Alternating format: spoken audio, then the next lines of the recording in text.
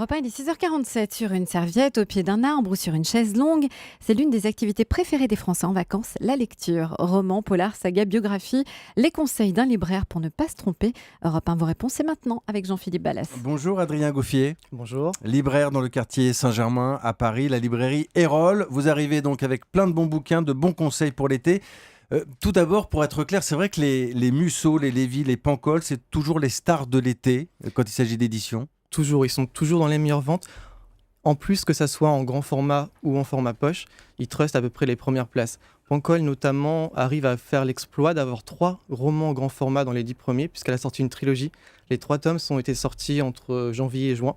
Il s'agit de Muchachas aux éditions Albin Michel, et les 3 tomes sont dans les 10 premiers, ce qui est assez incroyable. On a l'impression quasiment d'un réflexe conditionné pour les lecteurs. C'est-à-dire que quand ils viennent chez vous, ils prennent le livre tout de suite. On a l'impression que c'est presque l'assurance de ne pas se tromper finalement. C'est ça, il y a un gros bouche à oreille, ils font confiance à leur réseau, à leurs amis. Et effectivement, c'est des valeurs sûres. Et les Musso, les Lévy, les Pancol, etc. sont attendus comme on attend un peu un bon vin. Et dès la sortie, en fait, au mois de mars, tout de suite, c'est une ruée vers eux. Et ça, évidemment, ça suit jusqu'à l'été. C'est évidemment les top ventes, toujours. Est-ce que tout de même, vous avez fait de nouvelles découvertes cet été des auteurs inconnus ? Alors Là. oui, il y a un premier roman qui semble émerger. Tous les ans, à peu près, il y a un premier roman qui émerge, un peu comme il y a 2-3 ans, c'était La liste de mes envies de Grégoire Delacour. Cette année, il semble que ça soit Le liseur de 6h27 de Jean-Paul Didier-Laurent aux éditions du Diable Vauvert. On est là dans un roman très positif, en fait, qui se passe dans la région parisienne.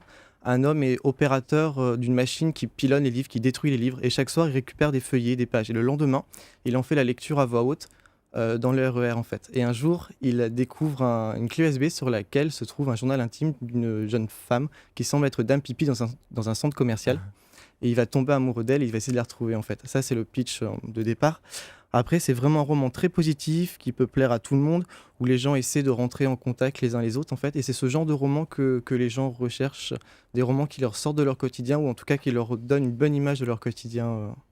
Assez positif. Alors, on discutait dans la rédaction tout à l'heure, notamment avec Ève Roger, qui est la rédactrice en chef de la matinale, qui me parlait, elle, de Nos étoiles contraires, un livre de John Green. Vous confirmez, effectivement ? Oui, tout à fait. Alors ça, c'est plutôt pour les ados dès 14 ans, ce qu'on appelle les jeunes adultes maintenant. Et effectivement, alors ça fait déjà quelques temps, c'est coup de cœur de nombreux libraires jeunesse, y compris la nôtre à la librairie Erol. C'est un roman a priori difficile, puisque ça parle d'une jeune fille qui a le cancer, en fait, et qui va tomber amoureux, malgré donc sa maladie. Et effectivement, on en parle beaucoup en ce moment, puisqu'il y a le film qui sort, l'adaptation cinématographique, absolument. le 20 août. Et voilà, coup de cœur de nombreux libraires. Et effectivement, c'est un roman qui sort en plus un peu des genres que les ados peuvent lire, des Twilight, des Divergentes.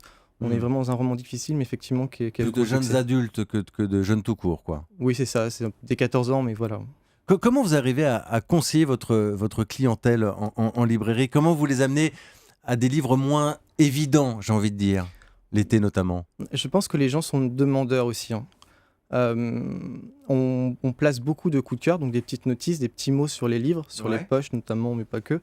Et je crois que les gens sont vraiment, vraiment demandeurs de ça, d'être guidés et de sortir un peu des sentiers battus dont on parlait tout à l'heure.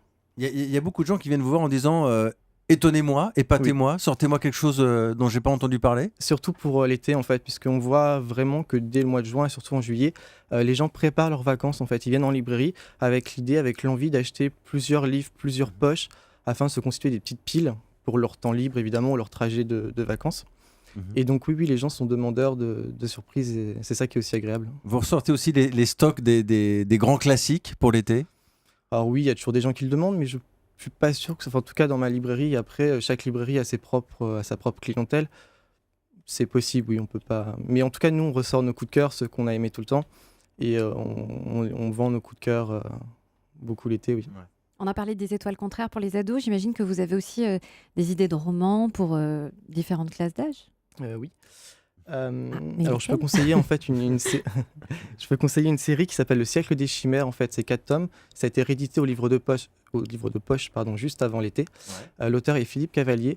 Et là, on est dans un roman historique en fait, une redécouverte du XXe siècle, du montée du nazisme, du sionisme, vu à travers un roman d'espionnage, d'action et fantastique en fait, sous fond de magie noire, de rituels, de meurtre d'enfants. Ça mélange plein de genres. C'est 4 tomes et voilà, si vous avez un peu de temps d'ici la fin du mois d'août, ça s'avale facilement. Je me posais la question en préparant l'interview. La période où on achète le plus de livres, c'est quoi? C'est Noël, au moment des cadeaux? C'est la rentrée littéraire ou c'est maintenant, c'est l'été?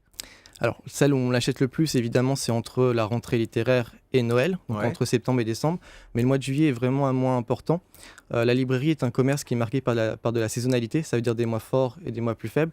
Et le mois de juillet en littérature est un mois fort, derrière Noël, mais c'est un des mois les plus forts de l'année.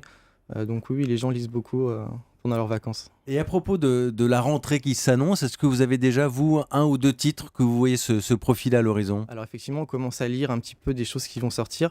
Moi, pour l'instant, j'ai beaucoup aimé Lady Salvaire, Pas pleurer, aux éditions du Seuil, me semble-t-il. Ouais, on vérifiera. Au vérifiage. Et donc voilà, c'est un roman sur la guerre d'Espagne de 1936 où elle a été interrogée sa mère en fait, qui a pris part en tant que toute jeune fille à la guerre d'Espagne. Donc c'est un beau roman sur l'amour de sa mère et sur cette période clé du mois de juillet 36 qui est finalement assez méconnue, mais vue de la part de la population et de la jeunesse d'Espagne qui vont découvrir la liberté. C'est un très très beau roman qui va sortir fin août. Et ça fera partie donc de la rentrée littéraire. Merci Exactement. beaucoup, Adrien Joffier de la librairie Erol dans le Exactement. quartier Saint-Germain à Paris. Merci d'être Merci passé à vous. nous voir. Bonne journée.